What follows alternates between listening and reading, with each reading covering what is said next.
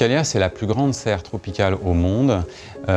C'est une serre qui sera implantée sur la côte d'Opale, 20 000 m² de serre tropicale, où le visiteur sera amené à vivre une expérience immersive le long d'1,4 km de parcours pédestre. Le visiteur sera amené à voir une multitude de papillons exotiques avec des oiseaux, des reptiles, des amphibiens, des grands bassins avec beaucoup de poissons, passage sous des cascades, et le tout dans une végétation luxuriante. Et pour renforcer cette immersion, je voulais absolument qu'on ne puisse pas voir des piliers porteurs un peu partout dans la serre. Donc l'idée du dôme s'est rapidement imposée. En parallèle, il était effectivement hors de question de voir ce qui pourrait se passer à l'extérieur de la serre pendant l'hiver. Et c'est pour ça que j'ai fixé comme contrainte cette espèce de vallée perdue. Dès l'origine du projet, il était complètement exclu de chauffer avec des énergies fossiles.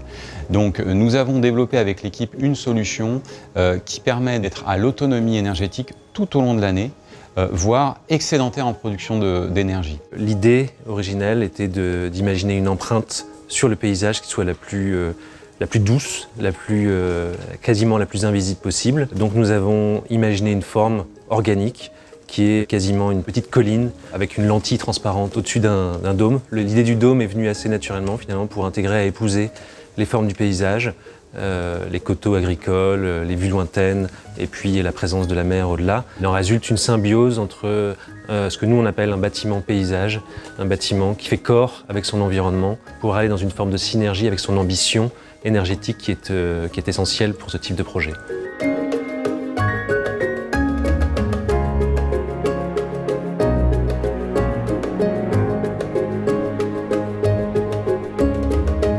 The dome itself has a span as long as 150 meters, and we had to tie that into a construction which had a double dome construction. On the outside, pillow ETFE cushions of about one meter thickness, of a serrated top form, which was supported by our steelwork structure, spanning 150 meters without any intermediate columns.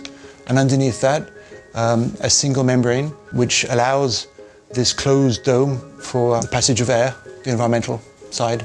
Communication with the architect and the client at the same time, with the purposes of finding the lowest weight solution, optimizing the amount of steelwork, reducing the carbon footprint, clearly, but at the same time, technically spanning the length of the dome and satisfying the architect's image.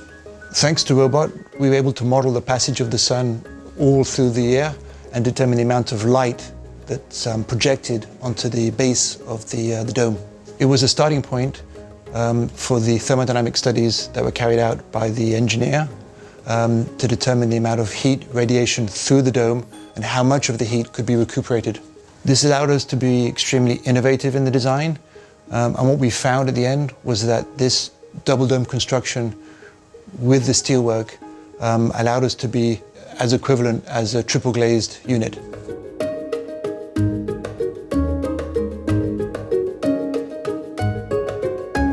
On a utilisé la 3D pour des soucis de visualisation, mais aussi pour pouvoir travailler finement sur la volumétrie du projet. On a utilisé des outils de conception tels que 3ds Max ou Fusion 360 qui nous ont permis de modéliser finement les formes organique et complexe du projet. Par exemple, dans le projet, on a le hall d'entrée ou encore la montagne, où ce sont des formes souples, il n'y a aucun angle droit. On n'aurait jamais pu dessiner des formes aussi complexes en termes de géométrie, mais aussi en termes de technique, sans le BIM.